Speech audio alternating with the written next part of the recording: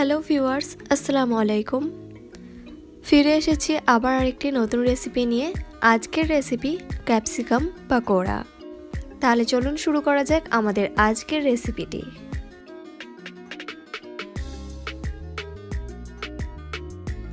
Capsicum pakora বানানোর জন্য আমাদের প্রথমেই লাগছে একটা মিডিয়াম সাইজের ক্যাপসিকাম। এখানে আমি ক্যাপসিকামটা আপনাদের কেটে দেখাচ্ছি। প্রথমে এটা 1/2 করে কেটে নিতে হবে, তারপর এটা 1/4 করে কেটে নিতে হবে। এখানে প্রথমে আমি ক্যাপসিকামের দানা এবং সাদা অংশটা কেটে বাদ দিয়ে দিচ্ছি, তারপর মাঝখান থেকে 4টে টুকরো করে নিচ্ছি। এই যে দেখুন, ক্যাপসিকামের সাইজগুলো ঠিক এই রকম হবে।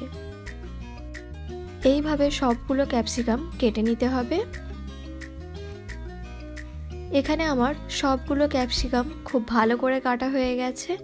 এবার এগুলো আমি একটা বাটিতে তুলে নিচ্ছি।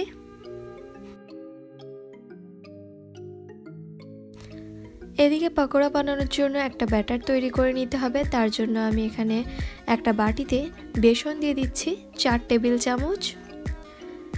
এরপর 1 পিঞ্চ দিচ্ছি সোডা, ছোট চামচের হাফ চা চামচ দিচ্ছি কালো জিরে, 1/4 চা চামচ দিচ্ছি হলুদের গুঁড়ো, 1/4 চা চামচ দিচ্ছি লাল লঙ্কার গুঁড়ো, আর স্বাদ মতো দিয়ে দিচ্ছি নুন। এবার এই সব উপকরণ খুব ভালো করে মিশিয়ে নিতে হবে।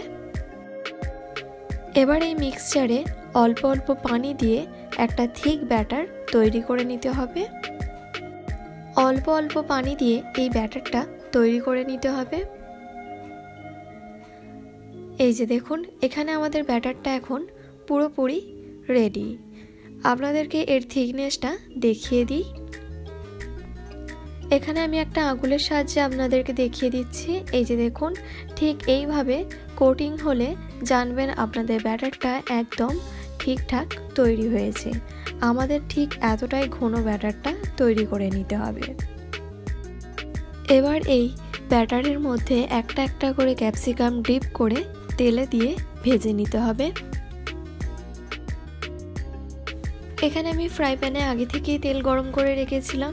এবার ক্যাপসিকামগুলো আমি একে একে এর মধ্যে দিয়ে দিচ্ছি। এখানে আমি সবগুলো ক্যাপসিকাম দিয়ে দিয়েছি। এবার এগুলোকে ভালো করে ভেজে নিতে হবে উল্টে পাল্টে। এই সময় গ্যাসের ফ্লেমটা থাকবে মিডিয়াম টু লোয়েতে। এই যে দেখুন, এখানে আমার পাকোড়াগুলো খুব সুন্দরভাবে ক্রিস্পিভাবে ভাজা হয়ে গেছে। এবার এই পাকোড়াগুলো একটা প্লেটের মধ্যে তুলে নিচ্ছি। তাহলে দেখলেন তো কত চটপট তৈরি হয়ে গেল আমাদের এই আজকের ক্যাপসিকাম পাকোড়া রেসিপিটি। এই রেসিপিটি বানানো খুবই সহজ এবং খুব কম সময়ের মধ্যেই এই রেসিপিটি তৈরি হয়ে যায়। আশা করছি আমার আজকের রেসিপিটি আপনাদের ভালো লেগেছে। ভালো লাগলে অবশ্যই লাইক, কমেন্ট, শেয়ার করবেন এবং চ্যানেলটিকে সাবস্ক্রাইব করে দেবেন। বাই দ্য ওয়ে, আমি মাসুফা, আপনারা দেখছিলেন মাসুফা কি দুনিয়া। আজকের জন্য এতটাই। ফিরে আসবো আবার আরেকটি নতুন রেসিপি নিয়ে। আল্লাহ হাফিজ।